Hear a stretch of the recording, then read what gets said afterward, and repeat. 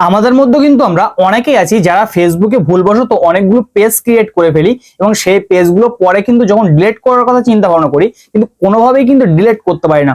তো আজকের এই ভিডিওতে আপনাদেরকে আমি দেখিয়ে দেবো যে কিভাবে আপনারা ফেসবুকের যে পেজ আপনারা ক্রিয়েট করে থাকেন সেই পেজগুলো ডিলিট করবেন কিভাবে, তাও ফেসবুকের এই অ্যাকাউন্ট থেকে পার্মানেন্টলি কিন্তু অ্যাকাউন্ট থেকে ডিলিট হয়ে যাবে। এবং পেজ ক্রিয়েট করার জন্য আপনার কিন্তু একটা জিনিসই দরকার, সেটা হলো যে আপনার অ্যাকাউন্টের পাসওয়ার্ডটা কিন্তু জানা দরকার ফেসবুক অ্যাকাউন্টের। তো কিভাবে পেজটা ডিলিট করতে হয়, যে ফেসবুক পেজটা আপনি ডিলিট করবেন এখান থেকে ফেসবুক পেজে চলে যাবেন, পেজটা আপনি লগ ইন করে নেবেন। যে ফেসবুক পেজটা আপনি ডিলিট করতে চান তো সেই ফেসবুক পেজে আপনি চলে যাবেন। তো পেজে আপনি চলে আসলেন, এখান থেকে দেখতে পাচ্ছেন এটা একটা ফেসবুক পেজ। তো ফেসবুক পেজে আসার পরে এখান থেকে আপনি উপরের দিকে কোণা দেখতে পাবেন যে 3 লাইন আছে, 3 লাইনে ক্লিক করে দেবেন এবং নিচের দিকে ট্যাপ করবেন, দেখতে পাবেন যে সেটিংস এন্ড প্রাইভেসি নামে একটা অপশন আছে, সেটিংস এবং প্রাইভেসিতে চলে আসবেন এবং তারপরে সেটিংসে ক্লিক করে দেবেন। সেটিংসে ক্লিক করার পরে নিচের দিকে স্ক্রল করবেন, নিচের দিকে চলে আসার পর আপনি দেখতে পাবেন যে অ্যাক্সেস এন্ড কন্ট্রোল নামে একটা অপশন আছে। এই অ্যাক্সেস এবং কন্ট্রোল এই অপশনে একবার ছোট করে ট্যাপ করবেন। ট্যাপ করে এখান থেকে দেখতে পাবেন যে ডিঅ্যাক্টিভেশন এন্ড ডিলিটেশন বলে একটা অপশন আছে, এই অপশনে আপনি একবার ট্যাপ করবেন।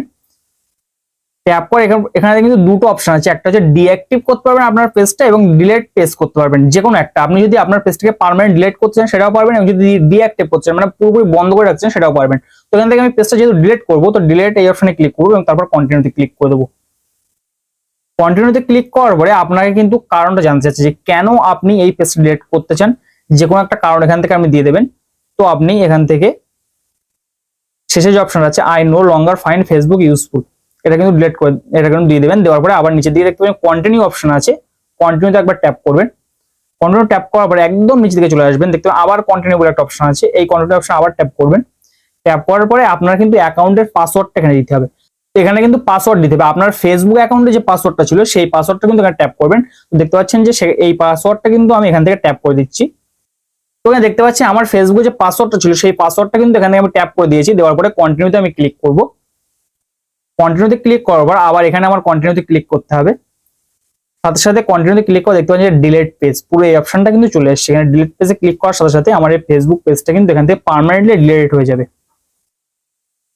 দেখতে পাচ্ছেন যে ফেসবুকের যে পেজটা ছিল সেটা কিন্তু ওখান থেকে ডিলিট হয়ে গেছে। তাহলে আপনাকে আমি শো করে দেখিয়ে দিচ্ছি কিভাবে যাবো। আমি যাওয়ার পরে এখান থেকে পেজ অপশনে চলে যাবো।